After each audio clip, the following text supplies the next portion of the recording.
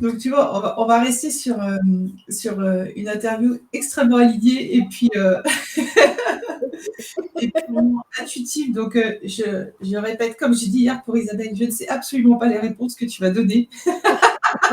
Ah, Mais voilà, c'est les feedbacks surprises. Mais non, mais bon, un feedback écrit, ce serait pas vraiment un vrai feedback. Hein, donc, oui, voilà. Et puis là, enfin, l'idée, c'est vraiment que ce soit spontané et pas qu'on prépare, etc. Enfin, l'objectif, tu vois, pour celles et ceux qui vont nous regarder, puisque là, on enregistre déjà, quand on va parler de Baobab 2023, c'est d'avoir un vrai feedback qui vient des tripes et pas de dire prenez-le absolument, puis après, tu te rends compte que tu es dedans, puis ça ne te correspond pas du tout, quoi. Donc, voilà. Donc, ça, c'est l'idée. Donc, c'est un feedback qui ne va pas être fait de manière marketing comme on peut connaître. Alors, Marie-Laure, est-ce que ça t'a plu, quelles sont tes impressions? Voilà, donc en fait, là, on va parler d'expérience et l'objectif, c'est que peut-être tu partages en fait au niveau de l'expérience par rapport à Baobab, qu'est-ce qui a été le plus gros, la plus grosse expérience, on va dire, transformationnelle pour toi. Tu vois, Isabelle parlait hier, elle disait ce qui a été le gros changement pour elle, c'est qu'elle est passée à l'action en fait. Elle n'est pas restée juste à travailler des petits trucs, des petites choses, mais elle est vraiment allée dans l'action. Qu'est-ce que ça a été pour toi, en fait?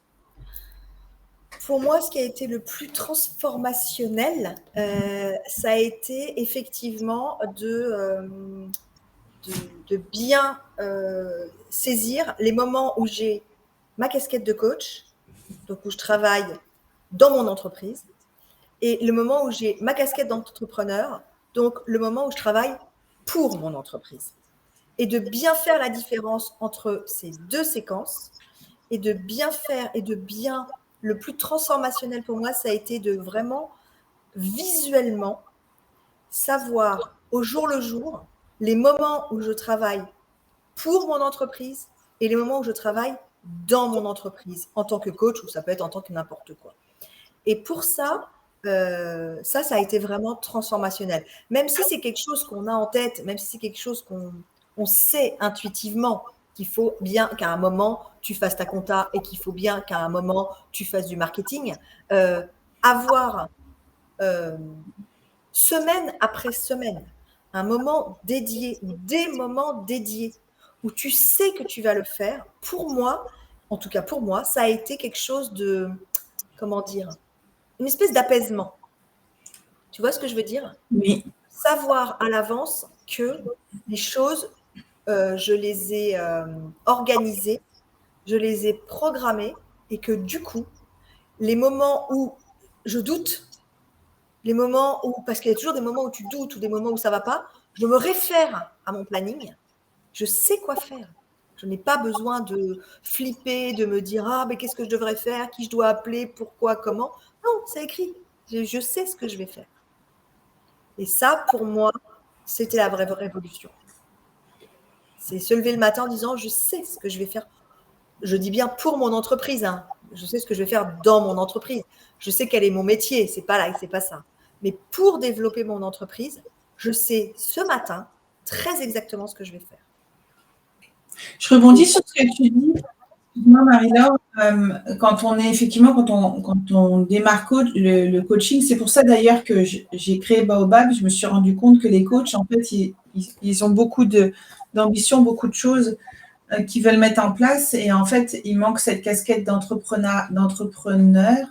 Ils s'en rendent pas forcément compte au début. Qu'est-ce qui t'a fait en fait choisir finalement Baobab? Parce on a discuté un petit peu ensemble quand même avant. Hein. Qu'est-ce qui a fait que tu t'es dit oui, en fait, il me manque cette casquette-là ou c'est ça, c'est de ça que j'ai besoin? Alors, il y a eu deux prises de décision en parallèle, on va dire. La première chose, c'est que je voyais arriver, c'était le timing.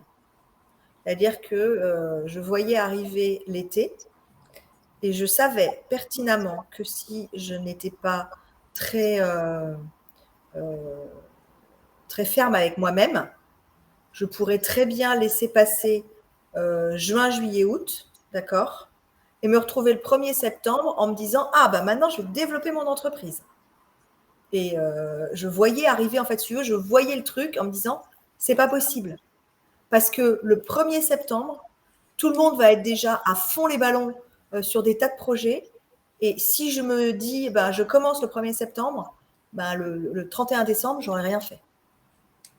Donc, il y a eu déjà une première chose qui a été ce timing extraordinaire, donc qui nécessite de faire des aménagements dans son été, hein, ça, c'est sûr. Hein, qui a nécessité que, oui, je demande à mon conjoint d'annuler une visite d'un truc et qu'on la fasse l'après-midi au lieu du matin parce qu'il y avait un truc auquel je voulais vraiment assister. Mais ça aussi, c'est ça quand on développe son entreprise, hein, c'est faire des choix. Donc, il y a eu ça. Donc, il y a eu cette première chose qui était un timing qui correspondait parfaitement avec moi, mon développement, mon entreprise. Et puis après, il y a eu le deuxième facteur de choix, j'ai envie de te dire, c'était toi. C'était comment dire, ce qui se dégageait du programme quand on regardait tous tes webinaires ou quand on regardait ce que tu proposais et qui est quelque chose qui me parlait. Qui me parlait parce que, pour plein de raisons, mais qui était, oui, je me reconnais en toi dans cette volonté de développer une entreprise un peu de zéro. Et je me reconnais dans à la fois ton humour, ton dynamisme. J'admire beaucoup la façon dont tu es très zen face aux aléas de tout.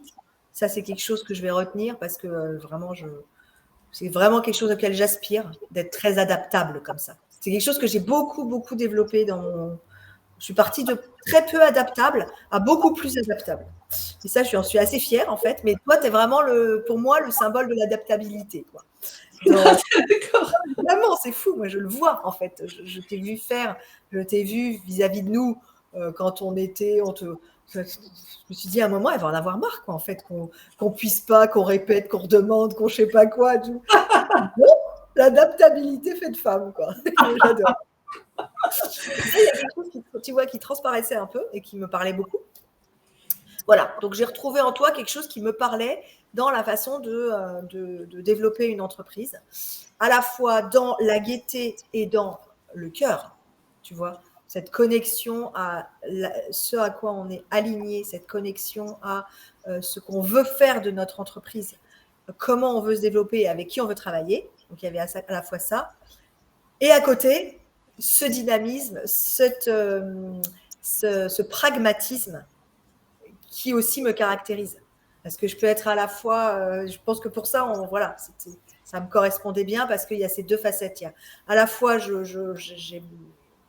émotionnellement, c'est très important pour moi d'être connectée avec les personnes avec lesquelles je travaille, mais il y a aussi, j'ai besoin de pragmatisme, j'ai besoin d'avoir les pieds sur terre et j'ai besoin d'avoir des tableaux Trello, j'ai besoin d'avoir des... Oui, il y a une structure, on rebondit dessus, il y a une petite séquence structure qui est petite par rapport aux autres séquences, mais si tu devais rebondir là-dessus, en fait, la structure, il y a eu beaucoup de moments waouh quand on regarde finalement son agenda et qu'on se rend compte qu'on surestime totalement le temps. Mais oui, mais carrément, mais carrément. Mais ça a été vraiment un truc. Et je m'en suis rendu compte, ça, j'en avais pas. Bien sûr que je le savais. Tu vois bien les jours où tu te mets, tu sais, tu dois partir à un rendez-vous dans 10 minutes. Et puis tu dis, bah si, mais c'est large, j'ai le temps. J'ai vraiment le temps. Mais non, en fait, tu n'as pas le temps. Tu n'as pas le temps. Sois réaliste. Là, ton mail, tu ne le pondras pas en 10 minutes. Bien sûr, s'il y a une urgence, tu as le temps de la régler. Mais ton mail bien chiadé pour... non, arrête de penser que tu as le temps. Et donc voilà. Mais oui, effectivement, le poser, c'est se dire, soyons réalistes. Mettons des espaces dans l'emploi du temps qui permet de déborder, qui permet de gérer les urgences. Mettons ces espaces. Et puis surtout, prenons conscience. Donc là, moi, j'en ai pris conscience il me faut un certain temps pour faire les choses. Respectons ce temps. Et ça va aller tout seul. Et effectivement, une fois que tu respectes ce temps, que tu mets des plages horaires, et ben voilà. Alors après, je te dis, moi, je me suis mis maintenant dans mes journées de travail, je me suis mis une alarme toutes les heures, en fait.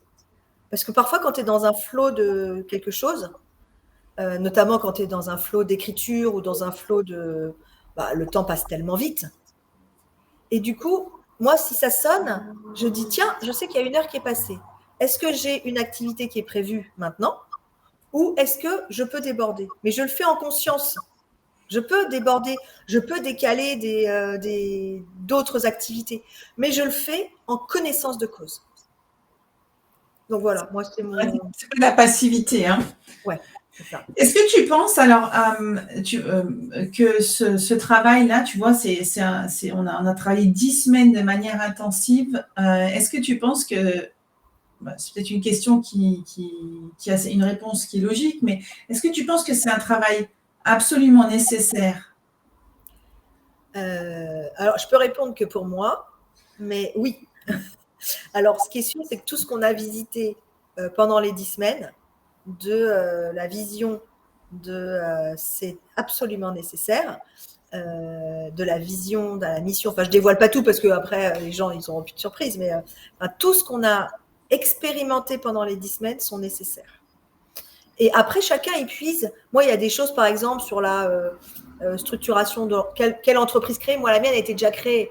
Donc voilà, pendant qu'on fait ça, je peux faire autre chose, c'est pas grave, je l'ai déjà fait, donc, ou je peux revenir. Mais si je peux… hier, je me suis repassé une séquence du premier module, du module Vision, justement, le début, pour me reconnecter, tu vois, avec celle que j'étais au début. Comme je savais qu'on préparait, tu vois, cette interview qu'on a fait ensemble avant, je me suis reconnectée avec celle que j'étais. J'ai revécu ce qu'on avait fait et ça m'a fait du bien. Et je me suis dit, purée, ça veut dire que n'importe quand, à n'importe quel moment, maintenant que j'ai repéré la minute à laquelle se passe le moment que je voulais revivre, je pourrais le faire quand je veux. Ça, c'est… Voilà. Donc oui, ça, pour moi, ça a été quelque chose, pour revenir à ta question.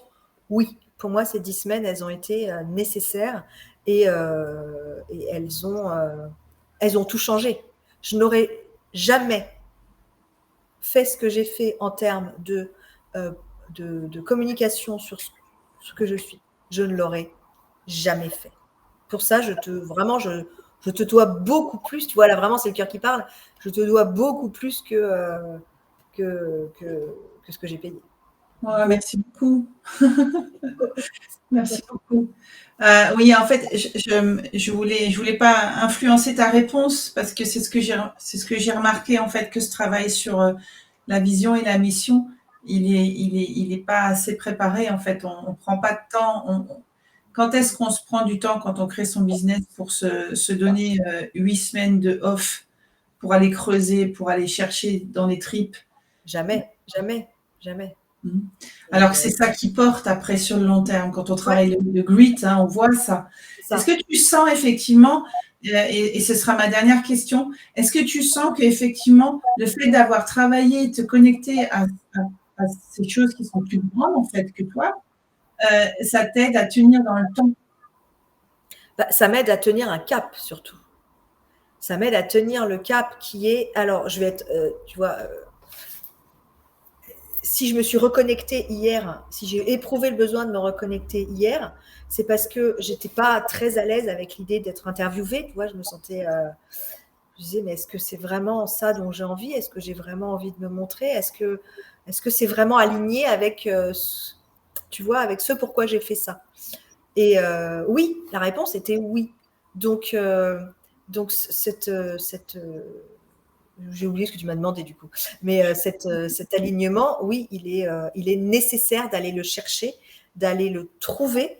Et c'est ça qui fait ton fil conducteur, pas seulement pour là, au bout des 10 semaines, mais pour les 10 prochaines semaines et puis pour encore celles d'après. Est-ce que tu as l'impression maintenant, faut que j'arrête de poser des questions, d'avoir en fait on parle souvent de feuille de route à la fin. Est-ce que tu sais maintenant ce que tu dois faire? Oui, ben oui. Mais dingue. Et ce que j'arrête pas de dire aux gens, parce que tu vois, je dis à tout le monde ce que je suis en train de faire. Hein, c'était pas un secret. Hein, mon entourage, mes amis, ils savent que j'ai participé à ce groupe de mentoring, que je vais être encore en contact avec eux. Et ce que j'ai fait, parce que j'explique, on me dit, mais attends, mais tu travailles cet été?